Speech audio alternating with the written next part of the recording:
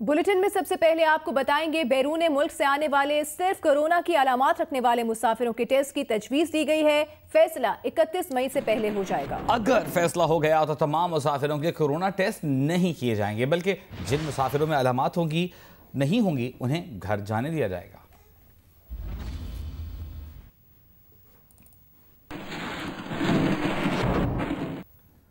मुल्क भर में कोरोना से मजीद 30 अमवात हुई हैं। मरने वालों की तादाद मजमूई तौर पर 1197 हो गई।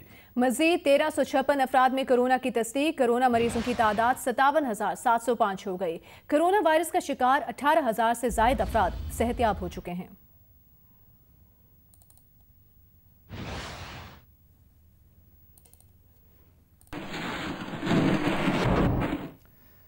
कराची में तैयारा हादसा, तकनीकी खराबी, इंसानी गलती या कुछ और। कराची में तैयारा हादसे की तहकीकात जारी हैं। फ्रांस से आने वाले एयरबस माहिरीन की टीम का हादसे के मकाम का दौरा। इस हवाले से मजीद तफसीलात जानेंगे। तारिक अबुल हसन हमारे साथ मौजूद हैं। तारिक, बताइएगा, माहिरीन की टीम ने हादसे के मकाम का दौरा किया है, इब्तदाई तौर पर क्या मालूमात मिल सकी हैं? जी, आज एयरबस इंडस्ट्रीज के फ्रांस में वाक़ हेडक्वार्टर तुलूस में ये हेडक्वार्टर वाक़ है। वहाँ से 11 रुपये टीम आज सुबह कराची पहुँची है और आज पूरा दिन बहुत मसरूफ़ उनका गुजरा। कराची पहुँचते ही सबसे पहले उन्हें हादसे के बारे में जो शवाहिद हैं उसके बारे में अब तक की जो तहक़ीक़ात है उसके बारे में ब्रीफिंग दी गई। और ये briefing aircraft accident and investigation board के सदर एयर कमोडोर उस्मान गनी के जाने से दी गई।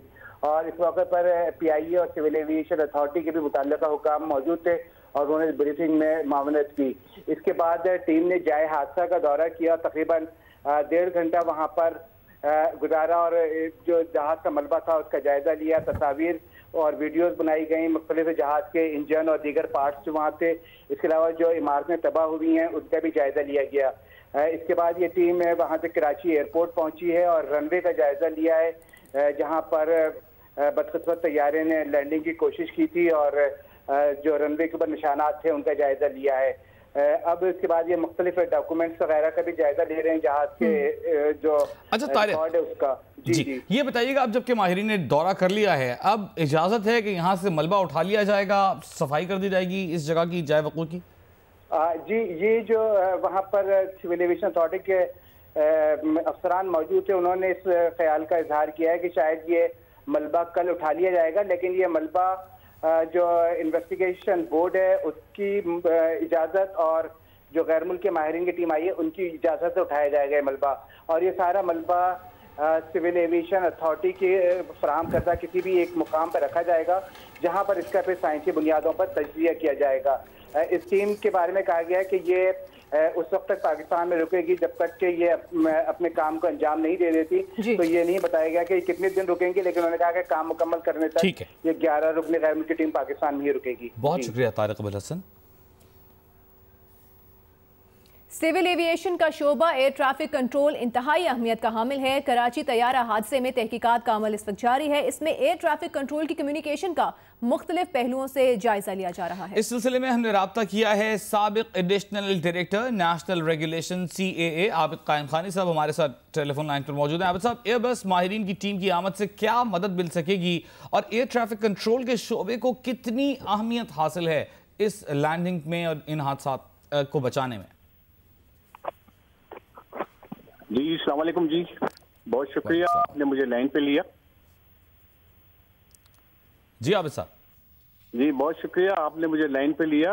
बेसिकली अभी जो इन्वेस्टिगेशन हो रही है उसके हिसाब से अगर देखा जाए तो अगर हम कुछ पहले से बोल दें तो इन्वेस्टिगेशन में असर पड़ेगा उस चीज़ का। जो हो गया अल्लाह ताला मरहूमीन को जन्नत फिरदौस में जगह दे। बेसिकली ये जो इन्वेस्टिगेशन टीम बनाई गई है काफ़ी ज़बरदस्त टीम है। ये इंशाल्लाह बड़ी जल्दी इस चीज़ तक पहुंच जाएगी कि गलती किसकी है। अगर हम उससे पहले कुछ बोलना चाहें तो मुश्किल होगा हमारे लिए। बेसिकली मैं भी एयर ट्रैफिक कंट्रोलर था और एयर ट्रैफिक कंट्रोलर बड़े प्रोफेशनली काम करते हैं। और जब कप्तान को PIA का कप्तान हो या किसी भी एयरलाइन का कप्तान हो, जब उसको वेक्टर करा के हाइट वगैरह डिसेंडिंग दी जाती है तो बड़ी स्मूथली तरीके से हर चीज़ होती है। बस वो एक चीज़ हो गई है, ठीक उसकी है। जिम्मेदारी। एक सवाल हम मुख्तसर साहब से एक सवाल जानना चाहेंगे। अब तक की मालूमात जो सामने आई हैं उससे पता चला है कि एयर ट्रैफिक कंट्रोल जो था उससे राब्ता नहीं हो सका था प्लेन का, बल्कि जो अप्रोच रेडार है उससे राब्ता हुआ था, जो कि बराह रास्त प्लेन की लैंडिंग देख नहीं पाते। तो आप समझते हैं कि ये एक अहम नुक्ता हो सकता है? नहीं, basically senior air traffic controller जो अप्रोच कंट्रोल रेडार पे बैठते हैं तो वो एक्चुअली कप्तान को हिदायत देते हैं, रेडार पे वेक्टर कराते हैं, हाइट को डिसेंड कराते हैं। जो कंट्रोल टावर वाले जो हैं, कंट्रोलर जो हैं, उनके साथ इन लाइन रहते हैं और एक एक चीज बताई जाती है। जब उनसे अप्रूवल ले ली गई होगी कंट्रोल टावर से तो उनको लैंडिंग प्रोवाइड की थी कप्तान को अप्रोच कंट्रोलर ने। ठीक, बहुत शुक्रिया आपका आबिद साहब।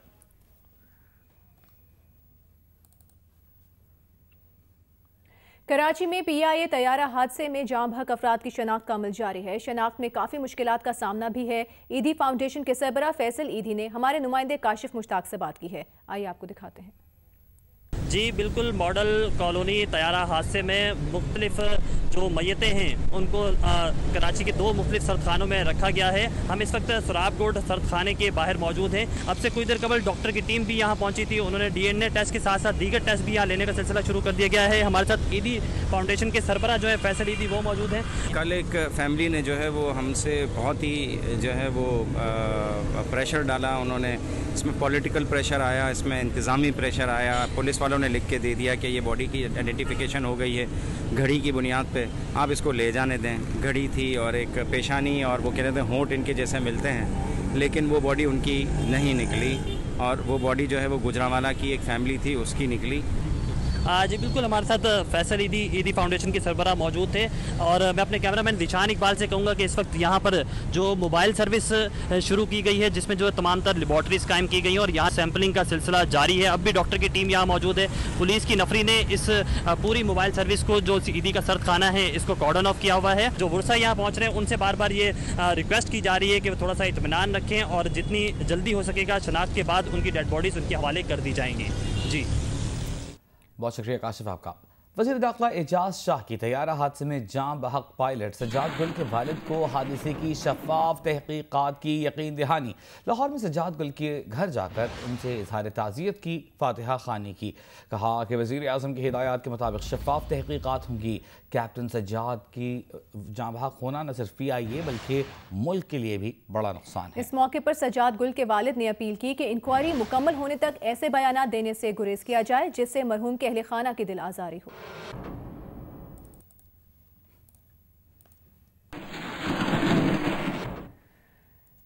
तैयारा हादसे में जो घर मुतासिर हुए उनकी मुरम्मत हुकूमत कराएगी, ऐसा कहा गया है गवर्नर सिंध इमरान इस्माइल की जानिब से। हादसे में जिन अमलाक का नुकसान हुआ है वो भी पूरा किया जाएगा। इस वक्त किसी पर भी इल्ज़ाम नहीं लगाया जा सकता। रिपोर्ट आने पर भी हतमी बात की जाएगी। ये सानिया सिंध में हुआ है, कराची यूनिवर्सिटी के अंदर ये काम हो रहा है और ये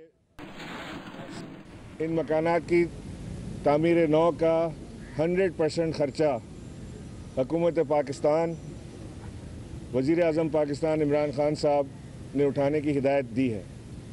इसके अलावा जो गाड़ियाँ, मोटरसाइकिलें और इमलाक का मज़ीद कोई नुकसान, वो पूरा का पूरा हुकूमत पाकिस्तान वज़ीर आज़म इमरान खान की हिदायत पे सिविल एविएशन के थ्रू ये अखराजात बर्दाश्त करेगी। ये जब रिपोर्ट आएगी तो इस पर बात करेंगे। फ़िलहाल किसी के ऊपर कोई इल्ज़ाम नहीं है जब तक ये रिपोर्ट की तहकीकाती कमीशन की रिपोर्ट मुकम्मल तौर से शाया नहीं हो जाती। SBCA कुलियतन ज़िम्मेदार है जो एयरपोर्ट के इतराफ़ में बिल्डिंगें बनी उनको बनवाने का। इसके ऊपर एक सख्त एक्शन लेने की ज़रूरत है उन लोगों के ख़िलाफ़, उन इदारों के ख़िलाफ़ जिन्होंने ये काम करवाया। वज़ीर आला सिंध से भी मैं ये दरख्वास्त करूँगा कि वो इस इदारे को, क्योंकि वो डायरेक्ट सरबराह हैं, ये इदारा उनको रिपोर्ट करता है, उनके नीचे एक काम करता है, इस इदारे को आप ठीक करना पड़ेगा हमें मिलके। दूसरी जानिब सिंध हुकूमत को कुछ तहफ़्फ़ुज़ात हैं। सईद गनी का कहना है कि तैयारा हादसे की तहकीकात करने वाली कमेटी पर हमें एतराज़ है। कभी कहा जाता है पायलट की गलती है, कभी कहा जाता है परिंदे टकराए। जब मुसाफिर ज़ुबैर ने बताया तब सबको पता चला कि तैयारा रनवे पर आया था। हादसे की जिम्मेदारी उन पर डाली जा रही है जो अब इस दुनिया में ही नहीं है। सईद गनी ने मजीद कहा कि इस तहकीकाती कमेटी को ख़त्म करके नई टीम तश्कील दी जाए। तहकीकाती टीम में फाल्पा आलमी पायलट्स की तंजीम को शामिल किया जाए।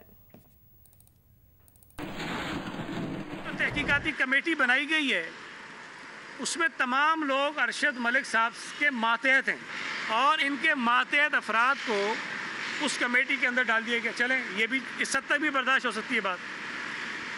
फिर उसके बाद जब एक तहकीकाती कमेटी बना दी जाए, उसके बाद इस किस्म की खबरें आना, कभी कहते हैं परिंदे जो हैं वो टकरा गए थे इंजन के साथ, इसलिए दोनों इंजन फेल हो गए। कभी वो कहते हैं कि जी पायलट ने जो ये गलती कर दी है, इस तरह गलती कर दी है, इस तरह हो गया। कभी वो अपने पूरे जहाज़ की तारीख बताना शुरू कर देते हैं कि जी जहाज़ में तो कोई ख़राबी नहीं थी। जब आपने सारी चीज़ें तय कर ली हैं तो फिर ये कमेटी का ड्रामा करने की ज़रूरत क्या है? कोरोना से निपटने के लिए एनडीएमए के हवाले से आपसे शेयर करेंगे। चेयरमैन एनडीएमए का कहना है कि तमाम शहरों में वेंटिलेटर्स 50% से ज़्यादा इस्तेमाल नहीं हुए। अगर हालात ख़राब रहे तो जून के आखिर तक 2000 वेंटिलेटर्स चाहिए होंगे। चेयरमैन एनडीएमए ने कहा कि वेंटिलेटर्स के हवाले से हमारी तैयारी मुकम्मल है। पूरे पाकिस्तान में इस वक्त 4800 वेंटिलेटर हैं। अमरीका ने भी 200 वेंटिलेटर्स की पेशकश की है। मजीद कहा कि 1 जून को 100 वेंटिलेटर्स पहुंच जाएंगे और एनडीएमए ने 1310 वेंटिलेटर्स का ऑर्डर दिया हुआ है। चेयरमैन एनडीएमए ने मजीद कहा कि आने वाले दिनों में मजीद वेंटिलेटर्स की ज़रूरत पड़ेगी। जून के वस्त में नागहानी सूरत हाल का सामना करना पड़ा तो उसके लिए मुकम्मल तैयार हैं। वेंटिलेटर के मामले में अल्लाह के फजलो करम से तमाम चीज़ें जो हैं अंडर कंट्रोल हैं। 4800 के करीब वेंटिलेटर्स पाकिस्तान के अंदर इस वक्त जो हैं हमारे पास मौजूद हैं। अगर हालात इसी तरह ख़राब रहे तो हमें 2000 के करीब वेंटिलेटर कोविड के ऊपर चाहिए हो। उसके लिए पेशबंदी प्लानिंग कर ली गई है। आने वाले दिनों में हमें वेंटिलेटर्स की ज़रूरत पड़ेगी। 1310 वेंटिलेटर्स का टोटल एनडीएमए ने ऑर्डर किया हुआ है। वेंटिलेटर्स का पाकिस्तान में अल्हम्दुलिल्लाह अभी तक कोई मसला नहीं है। Government of United state of America ने हमें 200 वेंटिलेटर डोनेशन के तौर पे ऑफ़र किए हैं, जिसमें से पहले 100 जो हैं इंशाअल्लाह 1 या 2 जून को पाकिस्तान पहुंचेंगे। और लॉकडाउन के सबब भारत के मुख्तलिफ शहरों में फंसे हुए 179 पाकिस्तानी शहरों को वापस आने की इजाज़त मिल गई है। पाकिस्तानी शहरियों के लिए वाघा अटारी बॉर्डर कल एक बार फिर खुसूसी तौर पर खोला जाएगा। तमाम पाकिस्तानी आज शाम तक भारतीय शहर अमृतसर पहुंच जाएंगे, जहां से कल वो पाकिस्तान के लिए रवाना होंगे।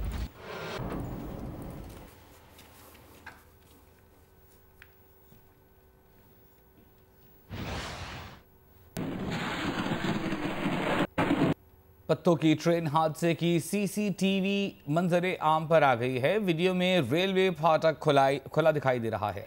सीसीटीवी वीडियो सामने आई है जिसमें कार को ट्रेन की जद में आते देखा जा सकता है। हादसे में जाँ बहक अफराद की तादाद 3 हो गई है।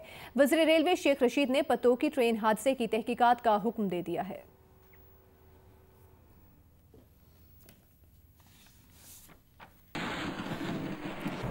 शहबाज शरीफ के सोशल मीडिया टीम के रुकन मोहम्मद बदर का कोरोना टेस्ट मुस्बत आया है। कहा गया है अज़मा बुखारी की जानिब से शहबाज शरीफ पहले भी मुलाकातों में एहतियात कर रहे थे। अता तारड़ मोहम्मद बदर का टेस्ट मुस्बत आने पर शहबाज शरीफ मुलाकातों में मजीद एहतियात करेंगे।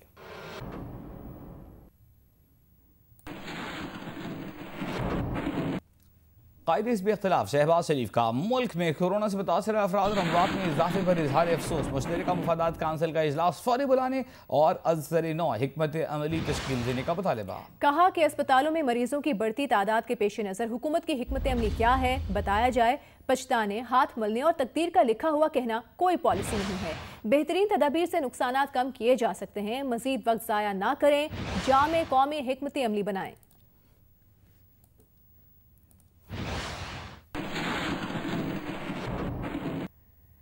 वज़ीर इत्तलात पंजाब फयाजुल हसन चौहान ने कहा है कि सारा पाकिस्तान कोरोना से डरना नहीं लड़ना है के नारे पर अमल पैरा है। शहबाज शरीफ दबंग बनने की बजाय मलंग बनकर ड्राइंग रूम में मास्क लगाए बैठे हैं। हुकूमत पूरी हिकमत अमली से कोरोना बचाव इक़दाम कर रही है। वज़ीर इत्तलात पंजाब फयाजुल हसन चौहान ने शहबाज शरीफ कहा कि शहबाज शरीफ कमरे से निकलें तो उन्हें हक़ाइक़ का पता चले। उस्मान बुज़दार की क़यादत में पंजाब कोरोना के खिलाफ बहादुरी से जंग लड़ रहा है। पंजाब में यौमिया टेस्टिंग कैपेसिटी 5000 तक पहुँच चुकी है। वज़ीर आला की हिदायत पर 9 लेबॉर्ट्रीज़ को BSL 3 लेवल पर अपग्रेड कर दिया गया है। मुल्क भर में दस्तियाब वेंटिलेटर्स में 17% ज़ेरे इस्तेमाल हैं। शहबाज शरीफ बताएंगे मुस्लिम लीग नून का अब तक कोरोना के खिलाफ क्या किरदार है।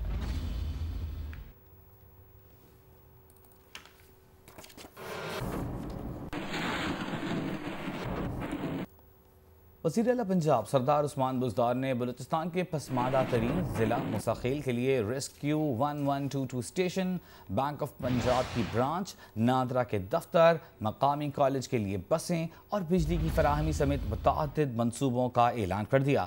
वज़ीर आला पंजाब कहते हैं कि बलूचिस्तान उनका दूसरा घर है, जल्द दोबारा यहाँ का दौरा करेंगे। वज़ीर आला पंजाब उस्मान बुज़दार के दौरा मुसाखेल के मौके पर कबाली हमायदीन और दीगर शख्सियात ने वज़ीर आला पंजाब से मुलाकात की। उस्मान बुज़दार का कहना था कि ये इलाका कई दहाइयों से नज़रअंदाज हो रहा है।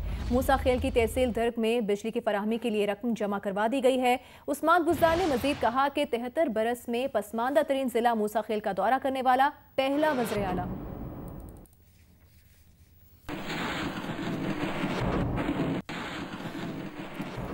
कराची में CBU पर दफ़ा 144 की खिलाफ वर्जी जारी है। आवाम की बड़ी तादाद पिकनिक मनाने साहिल पर पहुंच गई। मजीद बता रहे हैं जियो न्यूज़ के नुमाइंदे फरहान इलियास।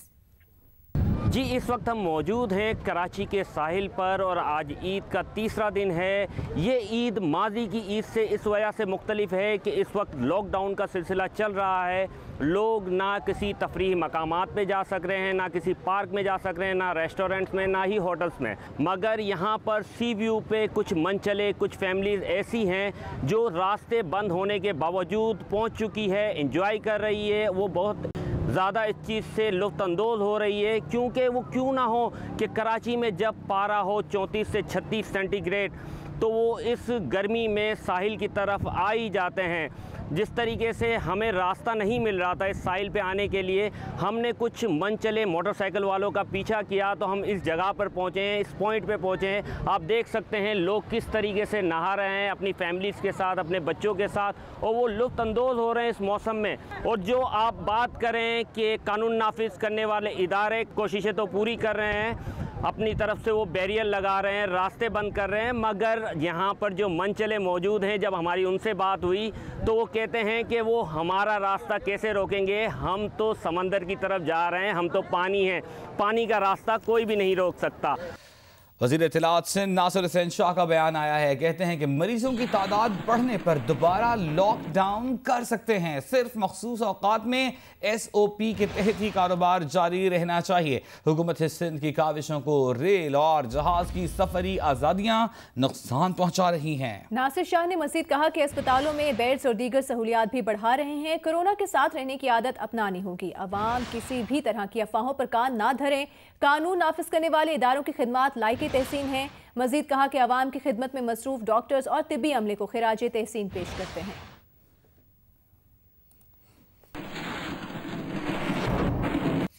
कोरोना वायरस के बायस इस साल ईद पर इस्लामाबाद के तफरीही मकामात को आम पब्लिक के लिए बंद कर दिया गया है।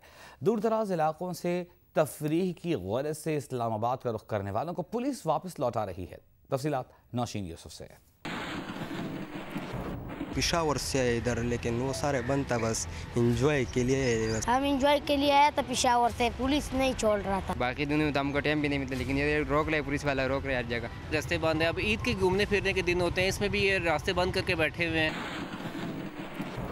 तो कोरोना के बायस तफरीह के लिए घर से बाहर नहीं जा सकते तो क्या हुआ? जियो ने बच्चों के साथ बड़ों की तफरीह का ख्याल रखा। जियो न्यूज़ पर तीसरे रोज डोंकी किंग दिखाई गई।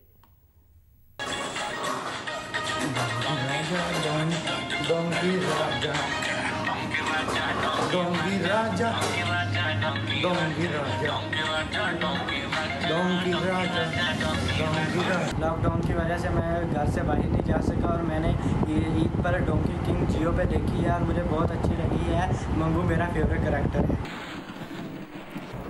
मुस्लिम लीग नून के सेक्रेटरी जनरल एहसन इकबाल और अवैस लगारी ने कहा है कि टिड्डी दल से बचाव के लिए हुकूमत के पास सर्वेलेंस का निज़ाम मौजूद नहीं। मज़ीद जानिए अदनान मलिक की रिपोर्ट में। मॉडल टाउन सेक्रेटेरिएट में प्रेस कॉन्फ्रेंस करते हुए एहसन इकबाल, अवैस लगारी और उज़मा बुखारी का कहना था कि वज़ीर आज़म सैर सपाटे कर रहे हैं। टेढ़ी दिल वज़ीर आज़म की तरह छुट्टी नहीं करती, पैदा होने से पहले उसे सप्रेस से ख़त्म कर देना चाहिए था। उन्होंने कहा कि इस वक्त इंतजामी ढांचा नैब के हाथों बर्बाद हो चुका, अफसरान को धमकाया गया है, हुकूमत ने बदतरीन सियासी माहौल बनाकर सियासी अदम इस्तेहकाम का शिकार कर दिया है। पाकिस्तान बदतरीन इंतजामी पैरालिसिस का शिकार है। हमारा इंतज़ामी ढांचा मफलूज हो गया है नैब के हाथों।